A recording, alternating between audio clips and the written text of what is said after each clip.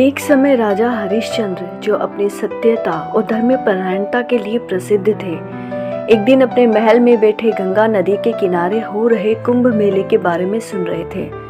उनके दरबार के ब्राह्मणों ने बताया, हे राजन, कुंभ का समय आ गया है। इस समय त्रिवेणी संगम पर स्नान करना समस्त पापों का नाश करता है और मोक्ष प्रदान करता है।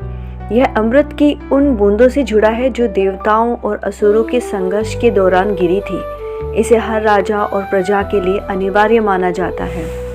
हरिश्चंद्र धर्म के प्रति अत्यधिक निष्ठावान थे। उन्होंने तुरंत घोषणा की कि यदि यह स्नान मुझे और मेरी प्रजा को पवित्र बना सकता है तो मैं और मेरा पूरा परिवार इस अवसर पर संगम जाएंगे। जब राजा हरिश्चंद्र अपने परिवार और दरबारियों के साथ कुंभ स्नान के लिए संगम पहुंचे, तब उन्हें वहां एक महान ऋषि विश्वामित्र मिले।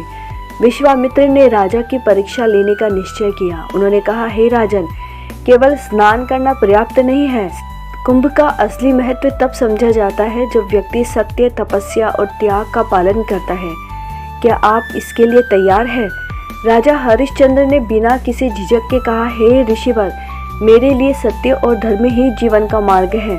मैं आपकी हर परीक्षा के लिए तैयार हूँ। ऋषि ने राजा से कहा कि यदि वे कुंभ स्नान का असली लाभ चाहते हैं तो उन्हें अपनी समस्त संपत्ति और राज्य का त्याग करना होगा।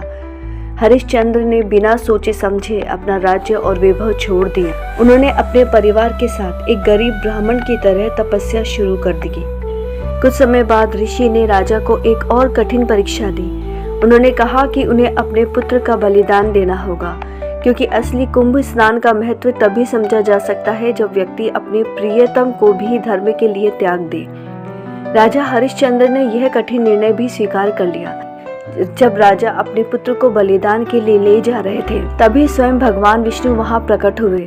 भगवान ने राजा की परीक्षा को सफल घोषित करते हुए कहा, हे हरिश्चंद्र, तुमने अपनी सत्यनिष्ठा और धर्मपरायण से सिद्ध कर दिया है कि कुंभ स्नान केवल पवित्र जल में डुबकी लगाने का नाम नहीं है, बल्कि यह त्याग, तपस्या और सत्य का प्रतीक भी है।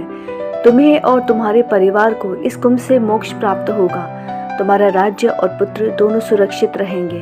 भगवान विष्णु के आशीर्वाद से राजा हरिश्चंद्र ने संगम में स्नान किया। स्नान से न केवल उनके पाप मिटे, बल्कि उनकी प्रजा ने भी उनसे प्रेरणा ली और कुंभ स्नान को धर्म का अभिन्न माना।